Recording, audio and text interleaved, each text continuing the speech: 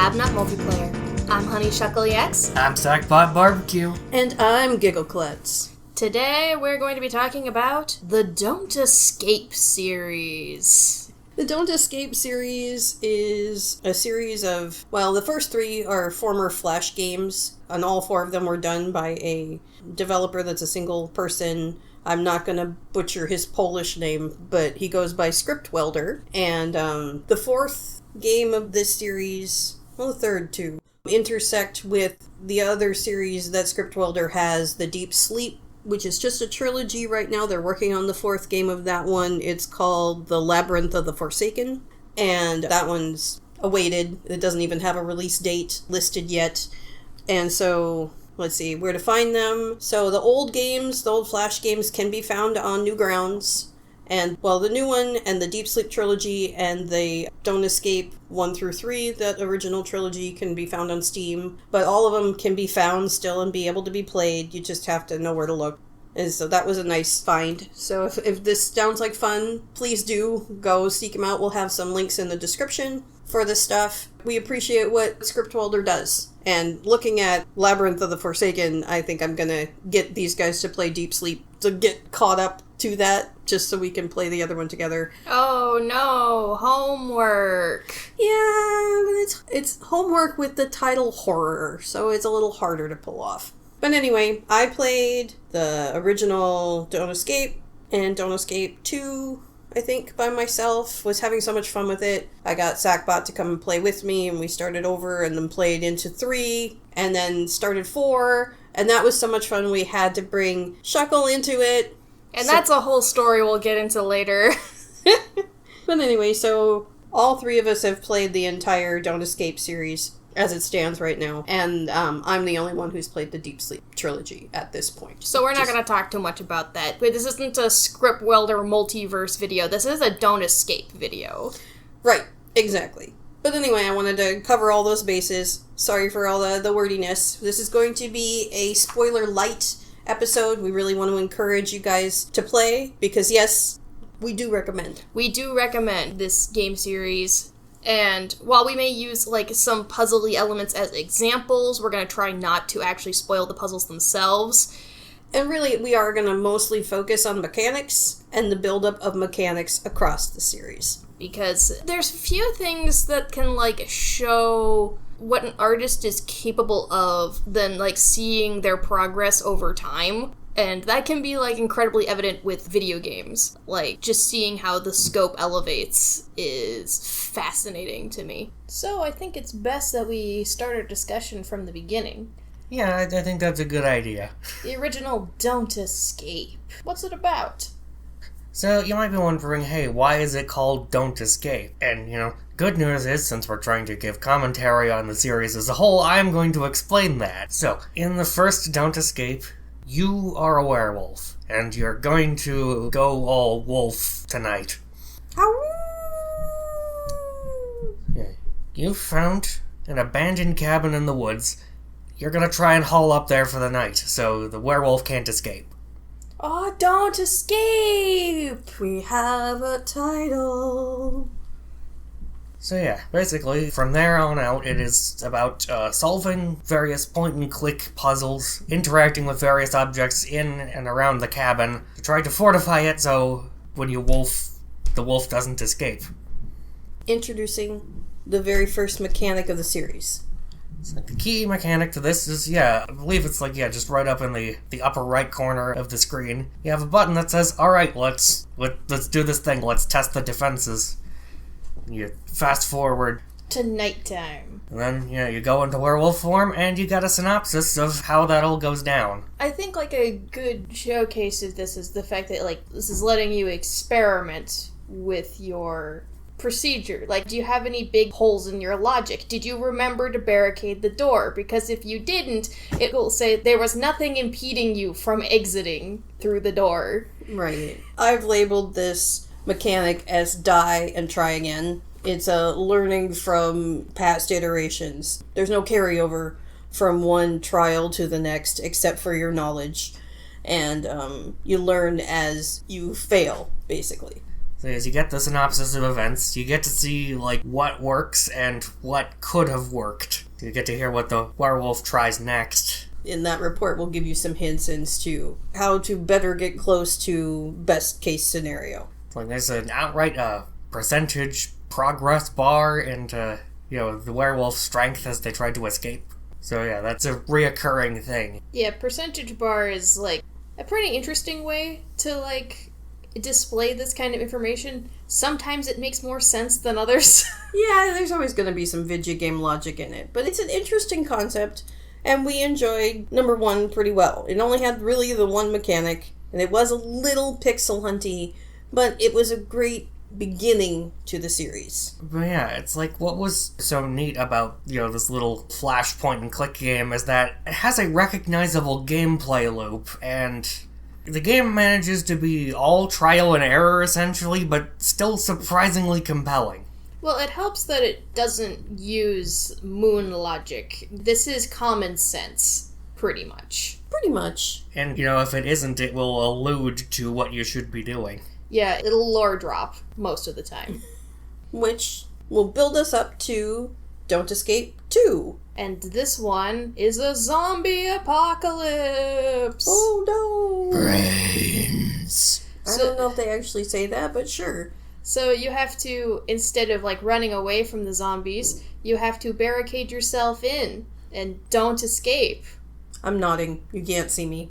So, like Don't Escape the original, Don't Escape 2 also brings back the die and try again mechanic, where you just look around and try and do things in a point-and-click puzzle game fashion, and when you've done everything you can think of, you progress the time to the end of the day and find out how far you were off the mark.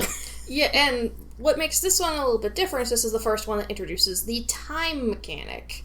So everything you do pretty much takes time, like from traveling from location to location, to digging, to whatever you're doing, it's most likely going to take you time. Which is enter the second mechanic. I labeled that in my notes as either time is life or time is currency. Because, time is progressing. That's strictly a in-game mechanic and is not operating off of real time. Yeah, it's something you spend, it's not something you have to perfect. You're not doing everything you're doing under the constant pressure that there is a timer ticking down as you do it. No, it's basically like a bank account of time. You can take as long as you want to make the decisions and then spend time in strategic ways to try and get as much done with the little bit of time that you have. Yeah, everything you do costs time, but it is strictly in-game actions. Thinking about what you should be doing is not costing you time. Yeah, I think more puzzle games should have like this kind of approach where there's pressure, but not like cutting into your thinking time. Because like that's part of what helps a puzzle be a puzzle, is your thinking. That and everybody has a different relationship to being timed. Some people, like me, who have timed trauma from school, it makes it much, much harder for me to think if you put me under time pressure. I will need more time to solve a puzzle than I would have otherwise if you put a clock on me. And I prefer this dynamic too, where it's like, oh, okay, it costs something. You lose access to choices based on whatever your decision is. Do you choose to limit your options from here? Yeah, it safely, adds weight to each decision you make without just kind of punishing you for playing the game. And I really appreciate that. Because, you use up all your time, you find out, oh, I could have done something differently, maybe more efficiently, and then you try again. Yep. So then, it introduces an additional mechanic on top of that. You get to have friends! You get to have friends! Since, the idea is that you don't become a monster over the course of the night, so having friends is a much more viable option.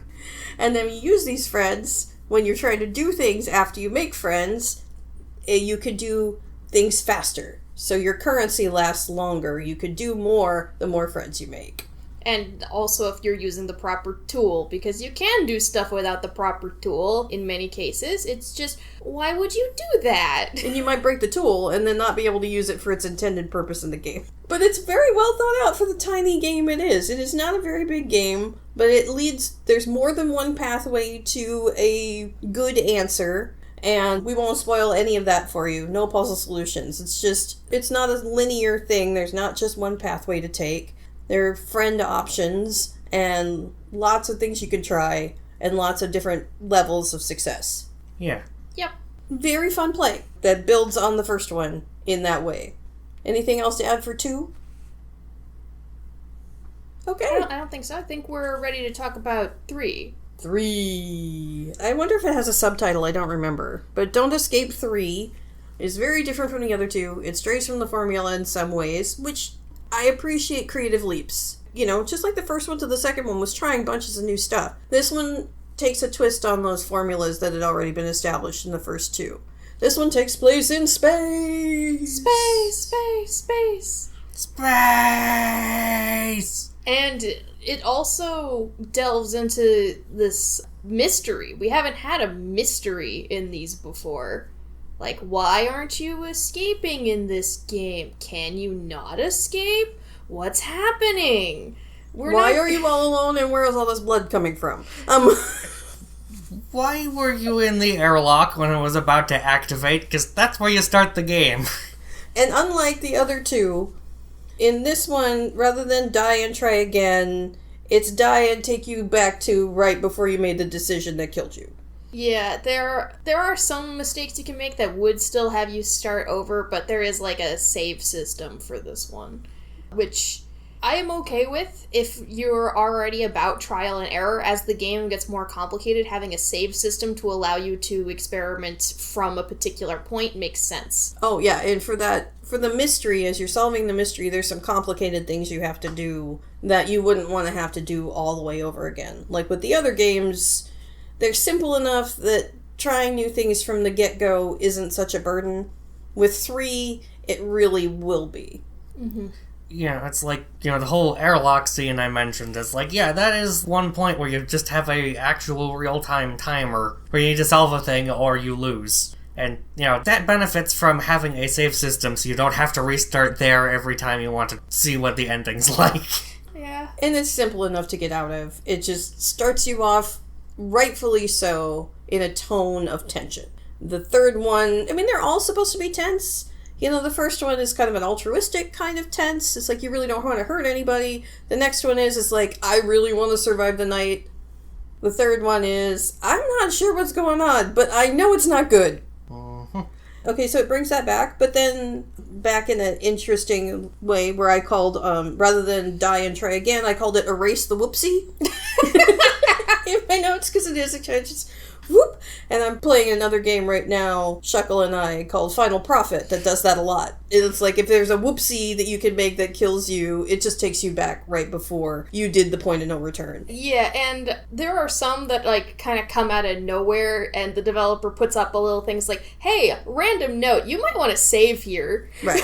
But that's the other game. That's not Don't Escape 3. But anyway, Script Welder was trying out some new things here. So in Don't Escape 3, all of a sudden there are no more friends. Friends isn't a mechanic that carried over from 2 into 3. And the time is currency thing. It's like you solve a puzzle and then you're like, oh, okay, I have an option to add more time to my bank. And so few things take any time. I never really felt any time pressure to run out of time. Yeah, it's stuff like that kind of clunk that makes me not like 3 as much as I like 2, even if I still appreciate all the experimentation in it.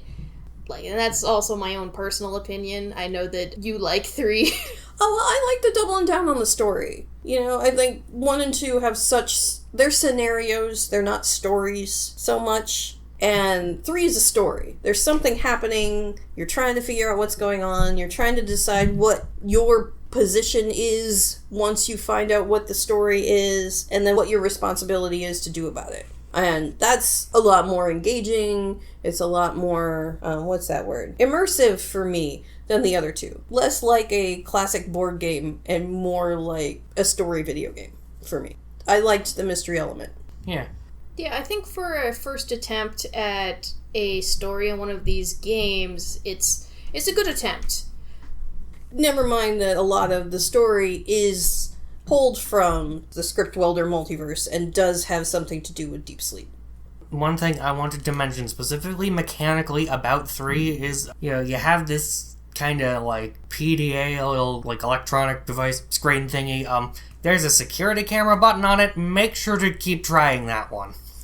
Yeah, that might be part of why I didn't really like 3, is that one is so specific, and yeah, because it just tells you something I can't use this right now. I kept waiting for something to activate where I could actually use the security cameras, not knowing that it's a location-based thing, and it's ugh.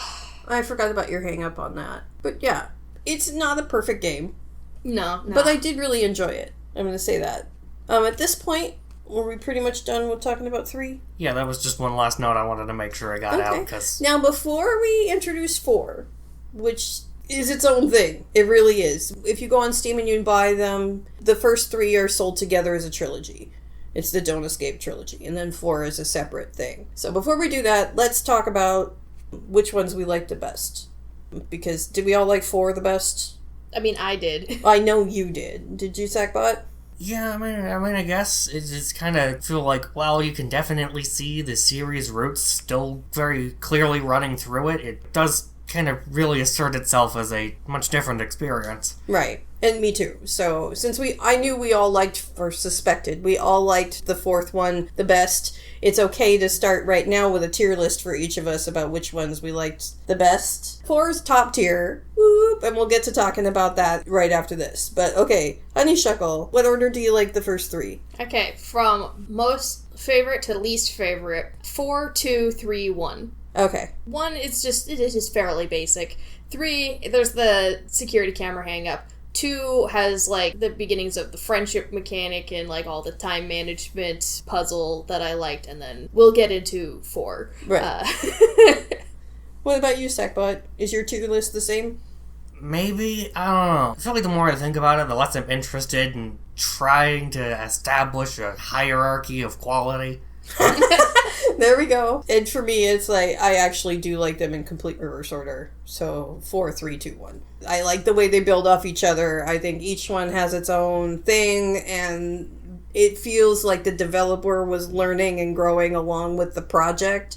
So yeah, I think from a general project sense, I do think that 3 is a step up in quality, just like the previous ones are. It's just a personal taste thing. Exactly, which is why I kind of wanted to talk about the tier list, is where those distinctions lie are kind of important things. And when you read through the reviews of 3, a lot of people feel kind of the same way, that the stray from the formula wasn't their favorite thing.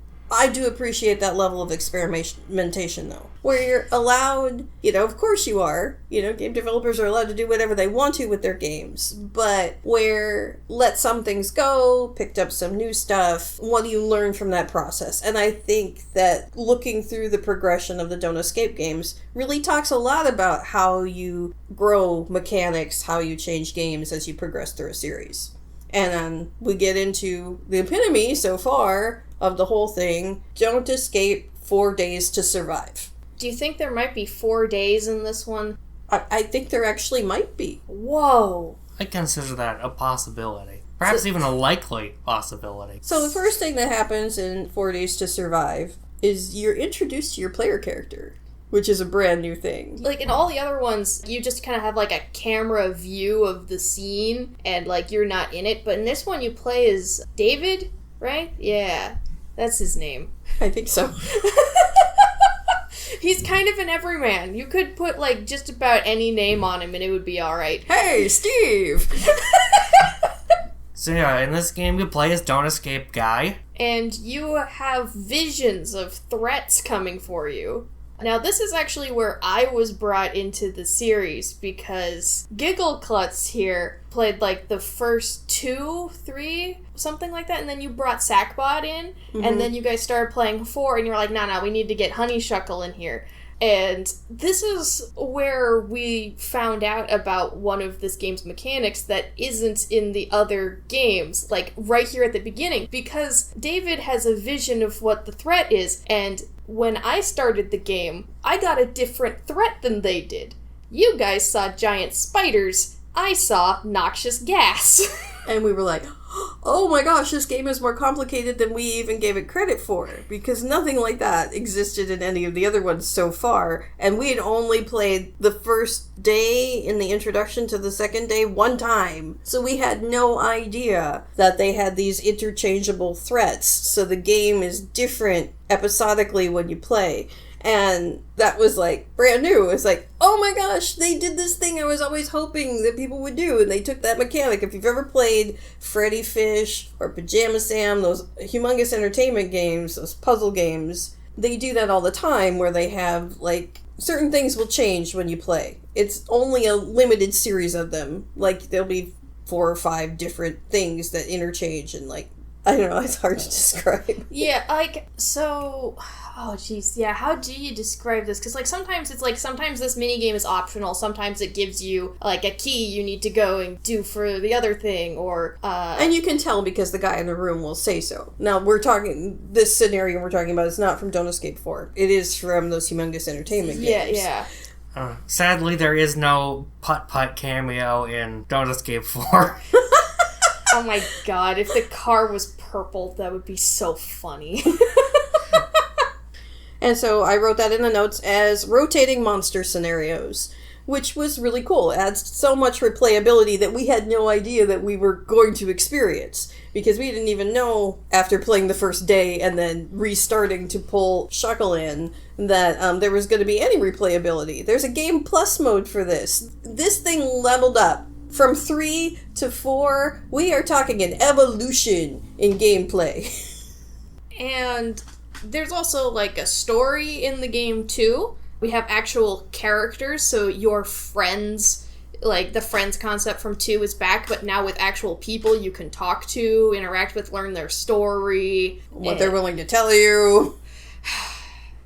Yeah, what they're willing to tell you. Little miss, trust me, I'm telling you nothing, trust me. Someone was very annoyed with Kate. Let's just put it that way.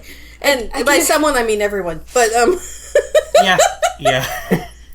But that's good. Like, both of these statements can be true. I appreciate all of the depth that was attempted with all these characters. It might even be, like, the first time writing this level of characters. And also, Kate sucks. But don't we know people that suck in real life? So, I mean, yeah. Yes. But anyway, the mechanic comes back that it is die and try again, but this time that cycle is a day by day. If you save before you end your day, you get notes on how the day went, same as the first 2. And you could try it again and try and get more perfection, because this time what happens on your day affects what you have available to survive the next day. So you might want to spend time really trying to do the best you can and preserve resources the best you can, and, make sure your friends make it through the night, because that's not a guarantee. So yeah, it's like, unlike in the previous games where it's you're kind of just walking away from it with a grade of sorts. It's like this one, resources carry over, decisions you make in the beginning can potentially, they don't just vanish by the end of the game. Yeah, like, I can't imagine playing this game without repairing the car. Oh, I don't know if it's even really possible. And you mean the truck, right? But yeah, the truck. Yeah. That thing is so useful, like... The car is another one of your friends. Let's just put it that way. The car is another one of your friends. So yeah, it's very story-rich. They use that die and try again mechanic. The time is currency thing is back, and very prevalent. It takes time to do that, but if you remember the other mechanic where friends are helpful for time, then, you typically have more than enough. Exactly. The power of friendship saves you time! Yay! It's dangerous to go alone. Here, kid, hold this screwdriver. Yeah. So we have a cast of characters and rotating scenarios. a story that is engaging and fits with the rotating scenarios pretty well. And ties into the Deep Sleep series. Yeah, it's got a lot going on. It's very engaging. The Game Plus mode is amazing, especially like for completionists, because after you play it 2 times, right, it lets you choose the scenarios so you could try them all, because they're random up until you get to that point, but after that, you're not gate-kept out of anything. Yeah, so if you need those last achievements, you can easily just like set up a playthrough and just go sweep right through it. Very well thought out. Quite the tidy thing in some ways. It's engaging, it makes you make hard choices, it'll pull at your heartstrings. Which is, for a game that comes from some humble, simple origins of 1, it's hard to imagine it bleeding into 4. Yeah, it's also, like, something we didn't really touch on with, like, 1 is that, like, it can be a little obtuse and pixel hunty at times, trying to find... Did mention that. You did mention it? Alright. In 4, you can just kind of, like, it'll pop up, like, a little text at the bottom of your screen to tell you if you're hovering over something. So that way you can kind of, like, sweep your cursor and make sure you didn't miss anything. And in general, most things also stand out from the background more. And, like, it's... Even that simple detail keeps elevating this experience. Oh yeah. It makes me really look forward to the next Deep Sleep. I think it's going to be leveled up again from Don't Escape 4. Just my guess. Script Welder seems to be escalating their talents, honestly.